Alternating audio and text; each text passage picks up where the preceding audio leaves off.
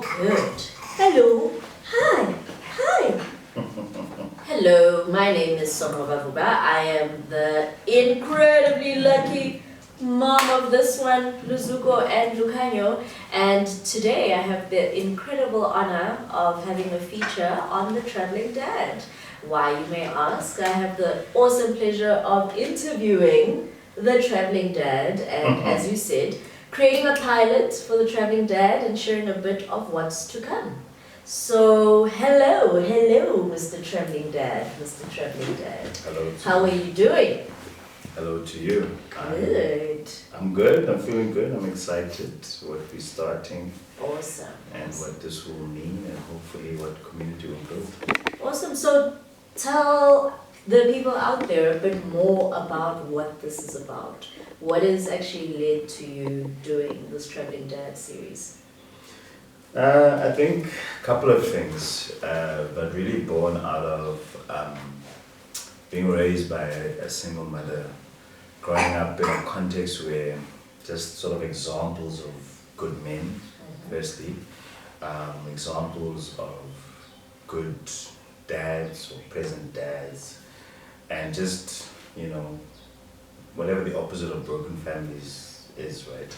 So I think for me that was the key thing, that to create a space where one can lend a voice, but like I said, build a community that becomes a resource, a place to tap into for younger dudes, other men who are already on the journey of parenting, who want to become parents, who are new to parenting, who have careers, who have got very demanding jobs or businesses that they run, how are ways that they could do this.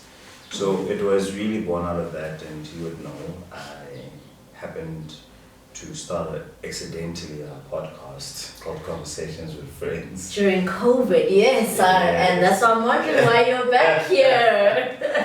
I guess that it was a good journey. Shout out to Uzibuse, who I did that with, and we still have a content there. We still have people till today say, sure, those are really good. So I do advise you, encourage you that you go check it out on Facebook, on YouTube, and there's maybe 2 episodes on Spotify. Yeah. So coming from that, I wanted to create something that was not accidental but intentional. And so Traveling Dad was exactly that.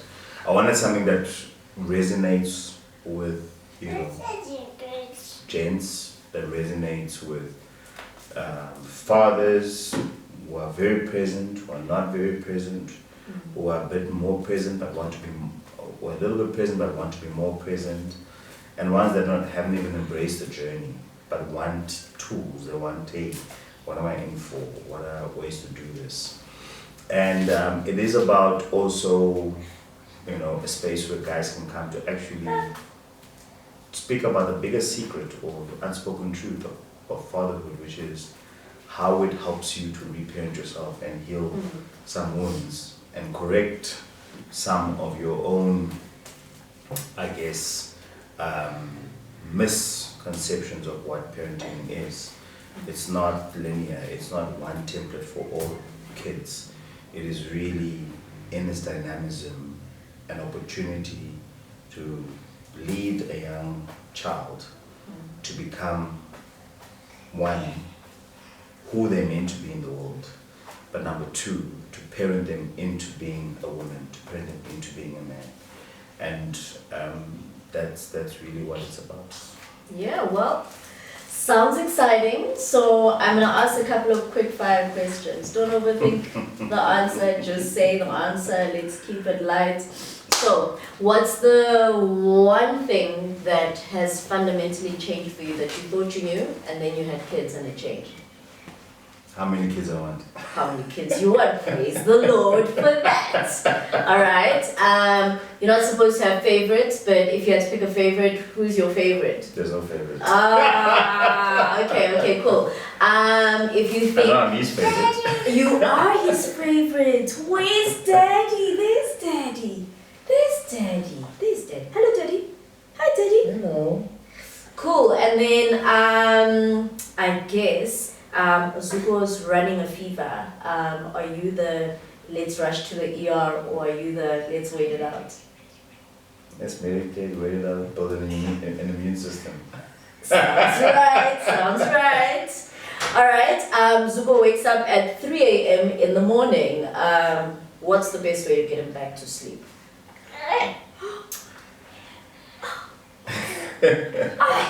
I feel like he has something to say. Yeah, He doesn't like that question because that's between us, right? Okay. Mommy's getting into You our don't have to secrets. tell us. There's daddy. Yeah, There's daddy. I knew it. Okay. So we have our own little conversation. Mm-hmm. From there on, we proceed to play some Mozart tunes, and a combination of that and Daddy's chest does the trick. Okay. What's the thing about parenting that's humbled you the most? It has been getting your head around when the child is starting to develop and deal or process their own emotions, which for them is big emotions, and understanding their own regulation and when they are dysregulated and what that requires of you. Because when they are, how they're translating it is where we go, oh, they're naughty or they're out of control. But it's actually once you have the insight of, no, this is what's happening, becomes very empowering as to then choosing the apt approach or response as a parent in that situation. Which, I mean, I will admit is not always easy because you yourself are dealing what you're dealing. There's a certain day you've had to come home to a child that's dysregulated and maybe you don't have that pause to recognize it. But I think that's been the most humbling piece. Got you. What's the biggest childhood wound that you've reparented yourself on since becoming a dad? I think it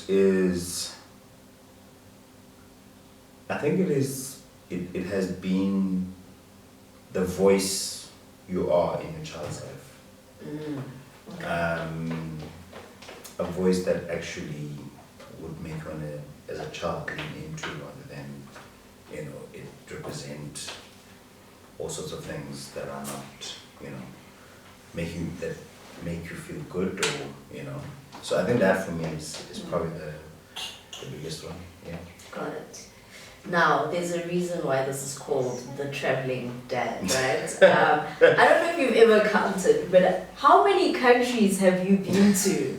Like, that's just, have you ever sat down and counted how many countries you've been to? Yeah. What's the number? So we have this friend, Alex Masu, who got me onto actually being about this. Okay. So not only tracking countries you've been to, but how many hours you've spent in the air. Okay. I forgot what my count is I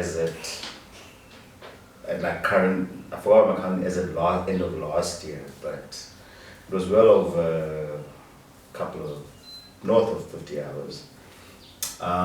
Countries, I think it's like early 30s. Early 30s, over 30 countries. Yeah.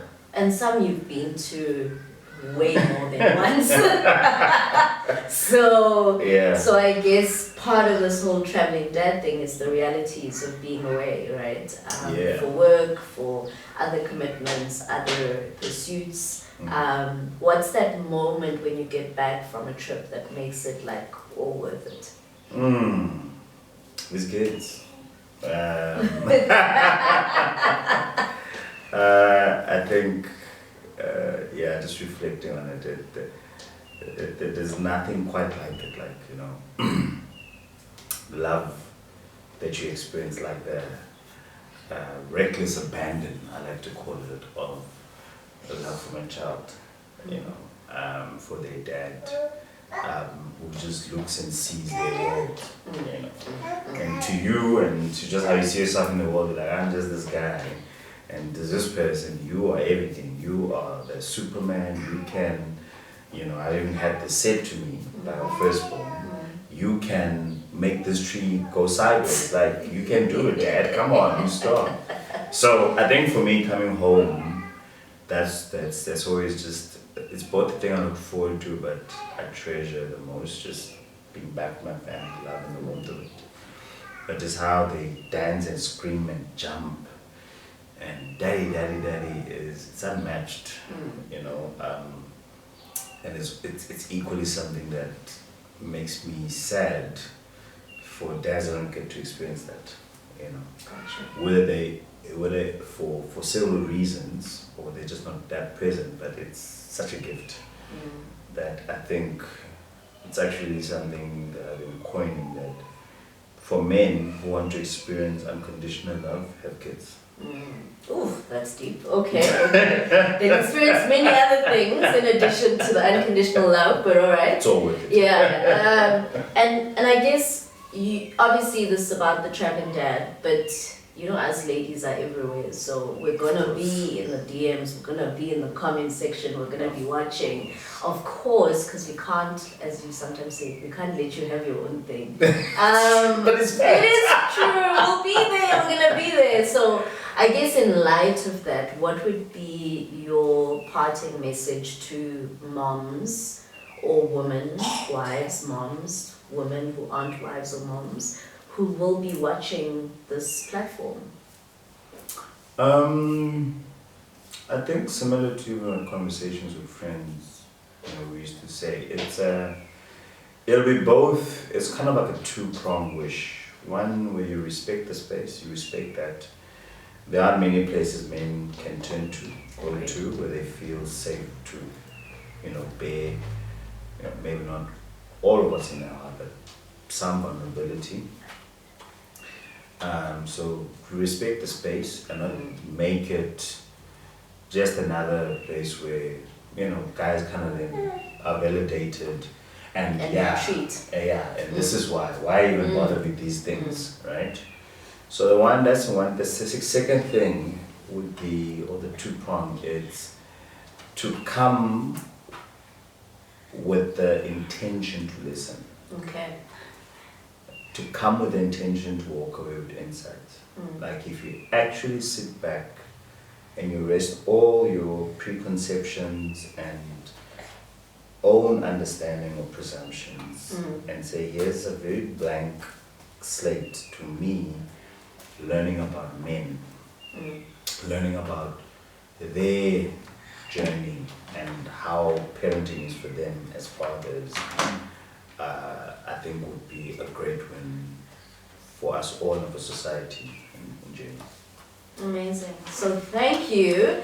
You've asked me to reflect on some questions. So so the first one, do you wanna put them out there? Give me the first one, and then I'll go for it. Shoot it to me. First one. Shoot me the first one. No, I mean, what do you think is lacking in today's men that are fathers? Sure. Oh, trying not to get cancelled. What do I think is lacking today in men that are fathers? I actually think just a voice. I think we're experiencing a very different type of fatherhood compared to what some of us grew up with, who didn't have dads or didn't have functional dads or great dads. And there's definitely a turn in that, right? So there's stats that talk about how millennial fathers are spending like X multiple times the amount of time that their dads spend with their kids. There's clearly a movement happening. There's clearly a very different type of father. But unfortunately, you guys aren't heard very often. So as women, we talk, we put stuff out there, and we're all over the socials. You guys are kind of a bit more withdrawn in your circles over some whiskey or poker or whatever. So I'm actually just wanting a platform where the voice is heard a bit more than it usually is.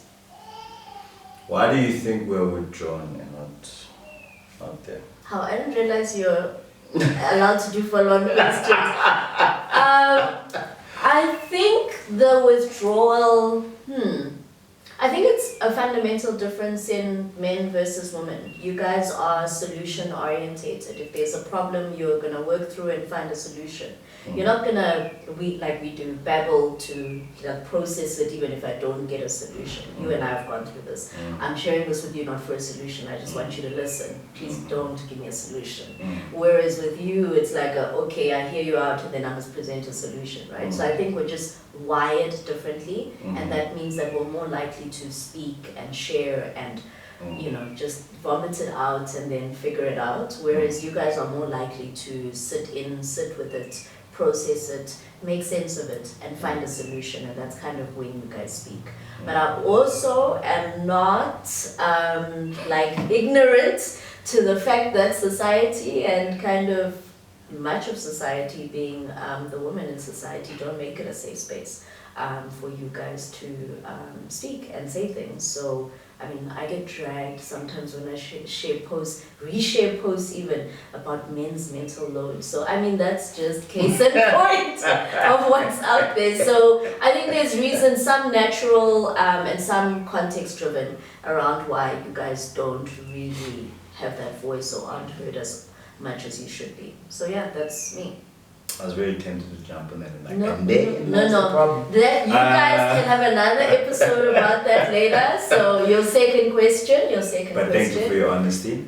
My second question is, what do you think dads do better at in parenting than moms? Okay. So I. Or moms could learn from dads on that, or whatever it is. I'm actually liking the first version of that question. So I think that in our faith, right? God made them different but equal, man and woman, right? So I think that in the process of becoming parents, like, there is a emotional, physical labor and weight that women can withstand in bringing those kids to the fore. I think from a male perspective, there's a very different mental weight of responsibility, provision responsibility weight that men can carry. And I do honestly believe that it's when the two come together that we have the most wholesome experience and the most wholesome kids and the clearest reflection of godliness, right, in our kids. So that's what I'm saying. I think there's always lots to learn from each other because we're people, we're not perfect. But I always use the example about how when we had Lucanyo, our 4-year-old, feisty little one, I remember in the first year feeling so exhausted, just physically spent and exhausted. And you and I had a moment of I was like, oh, I'm so tired. And you were like, I'm also tired, And I was like, oh, but I fed him, I burped him, I changed his nappy, I put him to bed, I woke him up, all those things. You're tired too, And obviously that ended up being a fight. But fast forward about a week later, I remember I was still on maternity leave and you'd gone back to work. And there's something, I can't remember how it came up, but what came out of the conversation was you'd already updated your will for him, and he was a few months old. You'd opened a bank account in his name, gotten it signed off, you'd scheduled a monthly installment, and there were some other weird and wonderful, crazy things you'd already done that I hadn't even begun to think of because I did not have capacity for it.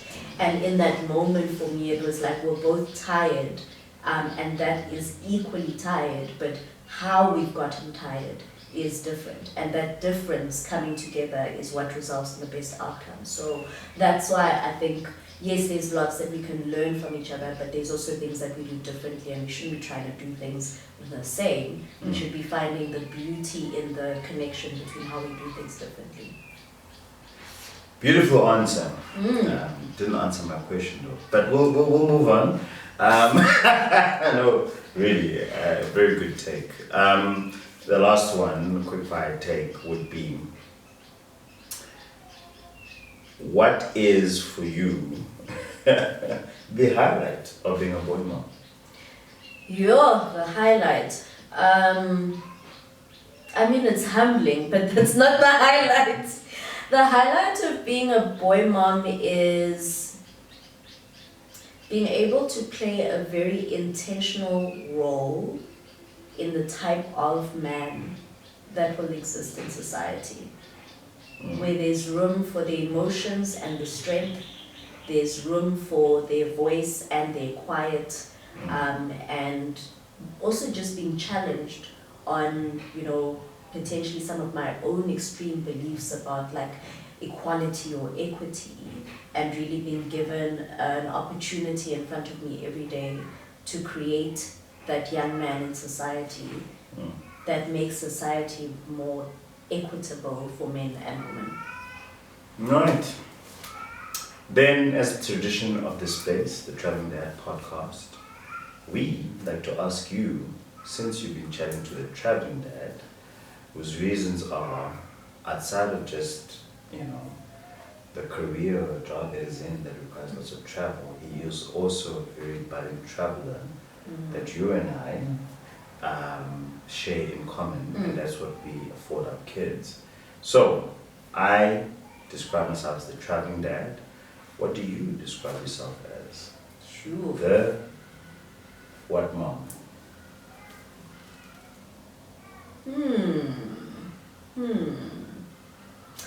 The multifaceted mom. I love that. Yeah, so the Traveling Dad and the multifaceted mom. In summary, our boys have fun. And that's a guarantee. Yeah, and with that, thank you very much for having me on said platform, which probably from now on will just be men. So thank you. Thank you, but also absolutely excited for what comes next and the different conversations you're going to have. Obviously wish you the most incredible success. And in advance want to say to the audience when they spot the boys running around in the back or otherwise, it's just life, we've got kids, keep it moving. But yeah, so Traveling Dad, can't wait to see what you have lined up. Thank you. And from us here, we want to say to you all that play a role as a father, that play a role in fathering, in uncling, and as dads, happy Father's Day. Happy Father's Day. And since it is Men's Mental Health Month, we want to say to you, lean in, be plugged into community. If at all, let this be a community. You don't have to do this alone. So, to men's mental health, but really about men really taking their mental health seriously. For men leaning into community and pulling closer, want to see more of that. Too many of us dying, too many of us being lost to their own hands, and it's fact, it's not just presumption. 5 times more than women, men are lost through suicide. So, Men's Mental Health Month, happy Father's Day, lean in, pull into community. You don't have to do this alone, and we look forward to having you continued engagement on the platform. Happy Father's Day and have an incredible Men's Mental Health Month. Lean into community, couldn't agree more, and we love you guys and we are proud of you guys. Thank you. I hope it didn't get too dark. Afterwards, I thought we should have switched on the light.